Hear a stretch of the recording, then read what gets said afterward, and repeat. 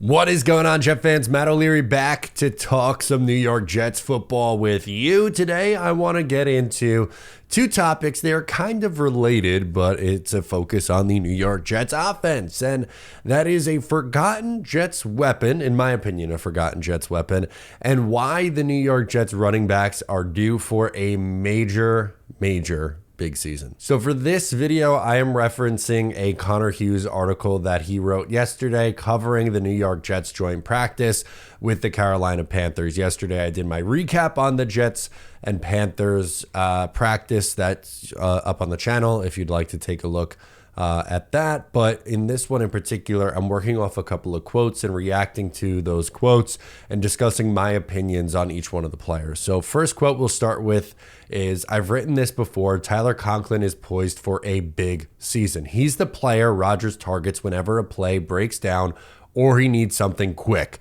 Conklin is a very reliable option over the middle, and Rodgers likes exploiting that area of the field when defenders are keying in on Hall off of play action or Wilson wherever he lines up. I really believe that Tyler Conklin is kind of the forgotten guy to an extent in this offense. Yes, everyone knows Garrett Wilson and Breece Hall. They add Mike Williams. Alan Lazard's been a big talking point throughout training camp. They draft Malachi Corley, Xavier Gibson coming back. Like, I just feel like the wide receivers have taken up a big chunk of the conversation, and Breece Hall, and you got to throw Braylon Allen in there too, has been a really big talking point this year. But I think we're forgetting Tyler Conklin and how productive he was in a garbage offense last year. He had 621 yards, 61 catches, no touchdowns, and obviously the no touchdowns really stand out. But for me, and this is even going back to the whole debates with the Bowers situation, and as I stated at the time, Tyler Conklin doesn't stop you from drafting Brock Bowers, because Bowers you could line up and play in the slot as a wide receiver, but there were some who were spinning that like, oh, Tyler Conklin's just not a good tight end. And I don't buy that. I don't think that's true. I think he's an above average tight end. Is he a top 3 in the sport? No. Is he somewhere between right now 10 and 15? I would say yes. And honestly, this year, I wouldn't be surprised if he puts up top 10 numbers in both catches and yards. He's right outside the top 10 in both those categories with, as noted, it gets talked about for Breece Hall and Garrett Wilson, but you can't mention it with Tyler Conklin, the worst quarterback play in the league over the last 2 years. And we know that Aaron Rodgers likes hitting his tight ends. There was a year where Robert Tonyan, of all people, had a double-digit touchdown season. So my advice to you is don't sleep on Tyler Conklin. I think he is going to be more productive than many fans think, and that's why I am calling him right now the forgotten Jets weapon in the New York Jets offense. Okay, so this next quote is discussing the New York Jets blocking and the offensive line play. And here's the quote, or the part of the quote that really stood out to me. Most impressive is the front's run blocking. There are gaping holes for Breece Hall, Braylon Allen, and Isaiah Davis to run through. There's a lot of talk about Rodgers for good reason. Don't be surprised if the Jets team is led by its ground game. That could not be any more how I feel on the subject. Rodgers is really important to this team. That's not what I'm saying, that he doesn't have importance and the Jets could get by. They need Aaron Rodgers. I want to make that abundantly clear.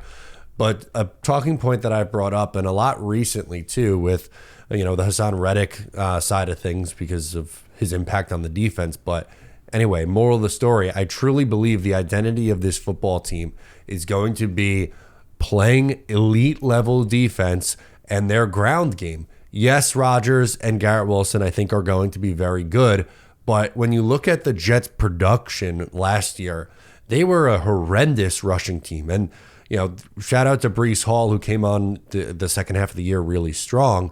But he was trying to do it all on himself. And here's where they ranked in comparison to the rest of the league in some very key rushing categories. And rushing yards, they were 23rd in the NFL. And rushing touchdowns, they were 31st with 7. They were 15th in yards per attempt as a team. That's probably, that's the highlight, is that they were middle of the pack in yards per attempt. But again, this year, I think that I wouldn't expect the Jets to be top 3 in passing yards and passing touchdowns, but I do think they are a top of the league team in rushing with Breece Hall, and not just him. Braylon Allen and Isaiah Davis too. The three of them, I think, are going to be useful pieces in this offense. What we've seen from Braylon Allen this training camp and OTAs and mini camp and preseason has really, really impressed me. This is a very young Jets running back room. Breece Hall is the veteran of the group, and you have two rookies. Braylon Allen's just 20 years old. Isaiah Davis, obviously a youngster as well, but why I think the Jets are going to be so much more improved is, one, the offensive line in front of them is better. They have, Tyron Smith now at left tackle instead of Dwayne Brown. You have Morgan Moses at right tackle instead of Mekhi Becton. You have Elijah Vera-Tucker playing right guard. You have Joe Tippmann playing center. And at left guard, John Simpson should be an upgrade over what Laken Tomlinson gave you. So really, they upgraded seemingly every spot on their offensive line. If not, like, you get a wash maybe with Elijah Vera-Tucker returning back to right guard, but health is going to be a big factor in it. And then, also another year removed from injury for Breece Hall. And as I mentioned, Breece was doing it all on his own last year. Unfortunately, the Jets bring in Dalvin Cook, and it was an unmitigated disaster. He was horrible with the Jets. And Michael Carter really didn't perform well. The Jets end up moving on from him. Izzy Abanikanda couldn't get on the field last year. The Jets were in trouble in the running back room. They didn't have anyone for Breece Hall to come out and you feel comfortable with. That's not going to be the case this year.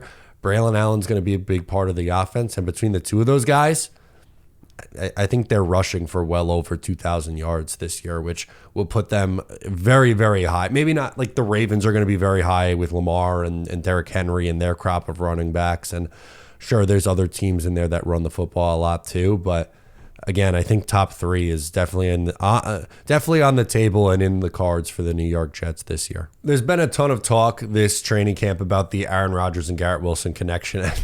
Hand up, I've been a big part of it, and I do think that Garrett Wilson is going to lead the charge in Jets receiving by a significant margin. I think the next crop of guys are going to be very, very close. Tyler Conklin and Breece Hall, who we talked about in this video, I think are right there, 2 and 3. With I think Breece ends up being 2 in receiving yards.